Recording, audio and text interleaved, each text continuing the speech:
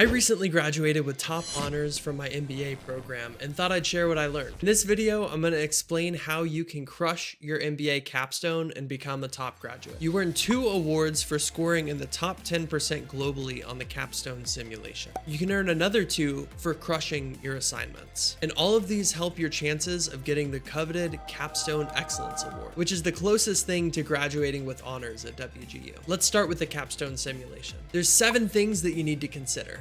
The first is the product. What are you gonna sell?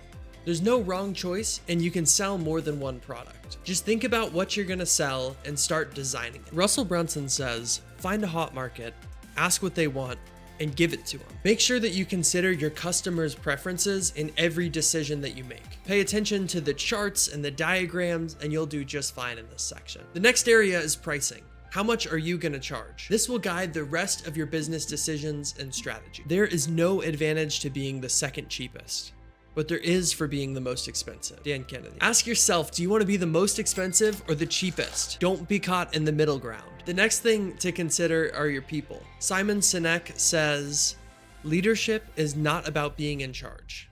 Leadership is about looking after those in our charge. Don't underestimate how important your people are. Continually ask yourself, is the money that I'm saving in payroll worth hurting my employees in the future and their productivity? Remember that this simulation is based off of conscious capitalism, not just capitalism. So they take employee satisfaction into account. Payment, benefits, and bonuses are a great way of showing your employees that you care and getting them excited to work hard. Next is placement. Where are your customers located? Alex Hermosi says the best competitive advantage is a starving crowd. I'll let him explain. This guy started a business selling hot dogs, and he was given one wish from a genie of what competitive advantage he would be able to have. The first thought he had was like, maybe I'll make my hot dogs cheaper. The genie shook his head and was like, no. And he looked at him, holding the hot dogs and buns in hand, and said, it's not about the hot dogs. If you want to build an amazing business, you want to put your hot dog stand on the best corner in front of a starving crowd. The moment that hungry crowd walks out and sees your hot dog stand, you're going to sell it every time. Think about which country gives you the best access to a starving crowd for the bikes that you choose to sell. Next consideration is potential. The savings you have at the end of each quarter are your potential energy. What is your risk tolerance? Ask yourself, am I being too risky? Am I playing it too safe? Think about if you have enough money, and then think about if you have too much money and how you could best use that to fuel your business. Next category is promotion. Advertising is a huge part of running your business and winning this simulation. When it comes to marketing, Alex Hermosi talks a lot about orders of magnitude. Normally, success comes not from doing a little bit more, but from doing 5, 10, or 100 times more work than you think you're supposed to get a result. Consider your buyer's preferences in every decision that you make. I would recommend having every chart and spreadsheet open while you're making your ads, so that you know you're marketing exactly what the customer wants. Think about how much money you're willing to spend. Is the extra money on marketing worth the diminishing returns, or is there a better place that you could use your money? You decide where to draw that line on your marketing budget. The final category is prediction.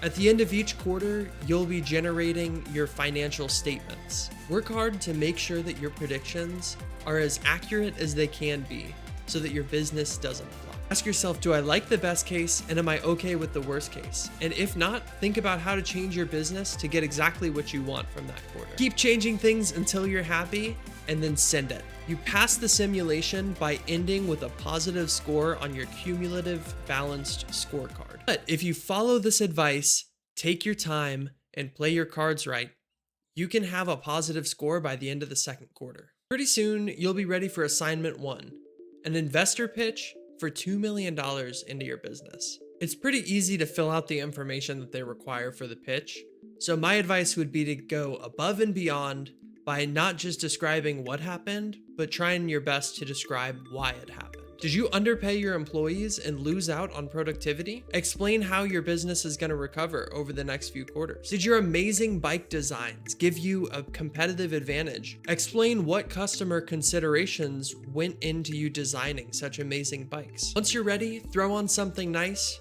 record your presentation, and move on to the next part of the simulation. All right, we're back in the simulation. At this point, you should have a killer business, sales, a killer product, and brand and marketing. Everything should be spot on if you followed the first few steps. But at this point in the simulation, your competitors will be catching up. Pay attention to anything they're doing that's better than what you're doing and shamelessly copy it. That'll make sure that even if you're not better, at least you're not worse. You'll also unlock a few more options that will impact your scorecard. The first is research. You can now invest in research to make your bikes even better. Again, ask yourself, what does my customer care about? Another decision you'll have to make is how quickly you want these improvements. Am I gonna pay to get them out quickly? Or do I want to take my time and save some money? Each improvement will increase the cost of manufacturing, but will also give you more marketing content to get more customers. The next is investments. You can also invest your money into your community to build a better brand. Think about how each one of these opportunities will improve your business. Try to target some of the holes in your business that you feel like need improvement. Decide which ones are worth the investment for you initially. Make your decision and move on. Pretty soon you'll have finished the simulation and hopefully you'll join me as someone else who has graduated in the top 10% globally. Next, you'll be moving on to assignment 2, which is the stockholder report. This is a recap on everything you've done through the entire simulation. My advice is to export as many documents, charts, and reports as you can before closing out the simulation. This will make the final paper and hitting the 15-page limit so much easier. For context, I was able to write a 32-page stockholder report in about 2 days. If you want the Excellence Award, make sure that you're really displaying how much you understand your business and the decisions that you made. For assignment 3, be sure to add all of your new awards onto your resume and onto your LinkedIn and hit submit. And that's it. Congratulations, you've graduated. Hopefully this advice helps you get your Capstone Excellence Award and build out an awesome resume. But before you master the capstone, you're gonna have to finish the rest of your degree. So here's how I finished that in only 6 weeks. Thanks for watching.